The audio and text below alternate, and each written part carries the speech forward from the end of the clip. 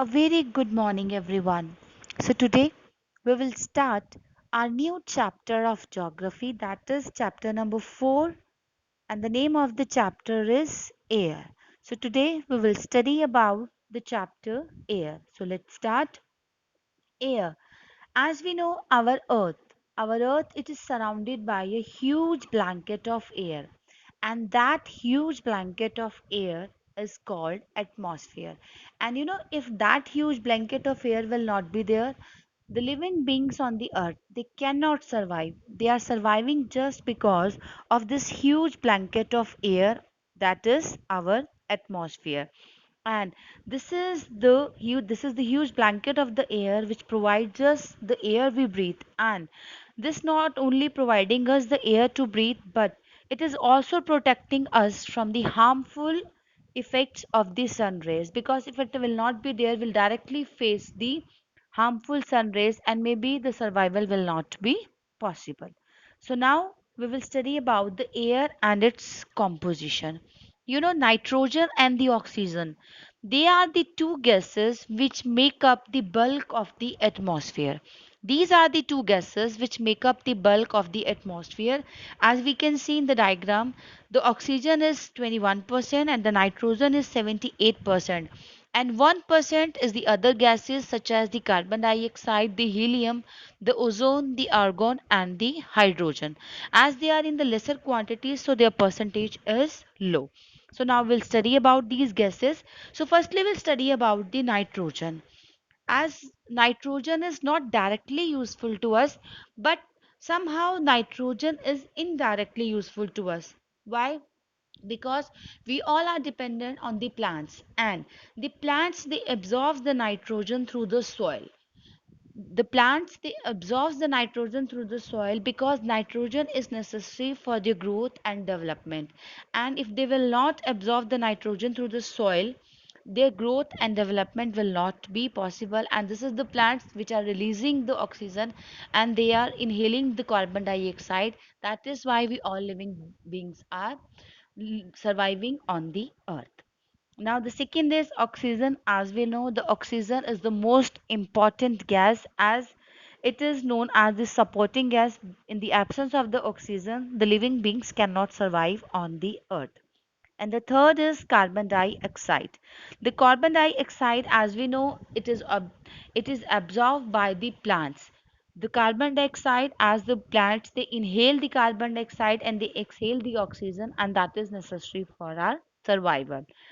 And increase in the carbon dioxide in the atmosphere is really a serious concern. Why? Because we are cutting the trees, the deforestation is there. These are the trees, these are the plants which are releasing the oxygen, they are inhaling the carbon dioxide. And if the deforestation will remain same, so, and if we'll cut the trees like this, so the carbon dioxide in the atmosphere will increases, and that will be a serious concern for us. So this we have studied about the gases, the air and its composition. So now we'll study about the structure of the atmosphere. The structure of the atmosphere, as we know, our atmosphere, it is divided into the five layers, and these five layers are the troposphere, the stratosphere, the mesosphere, the thermosphere, and the last exosphere. So we'll study one by one. So firstly we'll study about the troposphere. The troposphere is the most important layer of the earth. The troposphere, it is the most important layer of the earth, and this is the portion where we live in. This is the portion where we are living, and we are most familiar with this troposphere, and this is the important layer of the atmosphere. And the average height of this troposphere is 13 kilometer, and almost all the weather phenomena like the rainfall, the fog, and the hailstorm, they all occur in this layer. So troposphere, as we have studied, is the most important layer of the atmosphere, and this is the layer, this is the portion we live in. And we all are familiar with this layer, with this troposphere. And in the troposphere, the temperature decreases at the rate of 1 degree Celsius, that is with every 165 meter ascent. and this is the layer where the weather phenomena like the rainfall, the fog, and the hailstorm that occurs. So now the next is the stratosphere. The first layer is the troposphere, and above troposphere is the stratosphere. It provides us the visibility. It provides us the visibility. We can see the things, and its height is 50 kilometer, and this layer, the stratosphere, it is almost free from the clouds.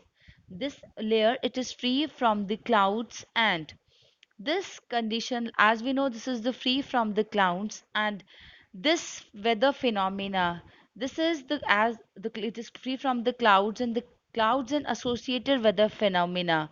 So this is making the condition and which is most ideal for the aeroplanes, which is most ideal for the aeroplanes, as we have studied that it provides the visibility. The aircraft, they fly through this layer because the facility of it facilitates the visibility and the easiest fly condition. The stratosphere, it provides us the visibility and it easiest fly conditions. Okay, now the next, first we have studied about the troposphere and the stratosphere, and now we will study about the next, that is the mesosphere. Mesosphere, it is the third layer of the atmosphere, and this is the layer which contains the ozone layer. The mesosphere is the layer which contains the ozone layer, and we know it is an important part of the layers of atmosphere. So ozone layer is an important part of the layers of the atmosphere, and the height of mesosphere is 80 kilometer, and this is the layer where the meteorites burn up. This is the layer where the meteorites burn up. Now after that is the thermosphere. So thermosphere, it is the lower part of the layer, and this is the lower part of the layer, and the ionosphere is the part of this layer. The ionosphere, it is a part of this layer, and this layer, it helps us in the radio transmission. This layer, it helps us in the radio transmission, and radio waves, it transmitted from the earth, they are reflected back to the earth by only this layer. Why? Because this layer helps us in the radio transmission. And how this layer helps us in the radio transmission? Radio waves, it transmitted from the earth and they are reflected back to the earth from this layer. And the last layer is the exosphere, that is the uppermost layer of the atmosphere. It is called as the exosphere, and this is a very thin, this layer has a very thin layer air. The light gases are they available there, and the helium and hydrogen, they are also available in the exosphere. So this we have studied about the structure of the earth. So next we'll study about the weather and the climate. Weather is the temporary condition. As we know, weather is a temporary condition. In the morning we'll see the sun, and sometimes the rainfall, the monsoons is there. After that, the atmosphere is clear. So weather is a temporary condition of the atmosphere, but the climate, it is the overall average weather at a place over a long period of time. Weather is a temporary condition, but climate is a permanent condition. So what is the climate? It is the average weather condition of a place over a long period of time. That is called the climate of that place. Now we'll study about the temperature. We feel the temperature every day.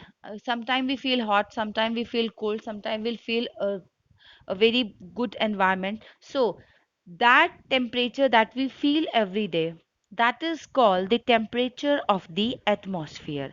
And what is that temperature? The temperature is the degree of hotness and coolness of the air. What is the temperature? The temperature is the degree of hotness and the coolness of air. So the degree of hotness and the coldness of air, it is called as the temperature. And insolation, it is an important factor that influences the distribution of temperature. Insolation is an important factor that affects the distribution of the temperature. And what is the insolation? Actually, insolation is the incoming solar energy which is intercepted by the earth.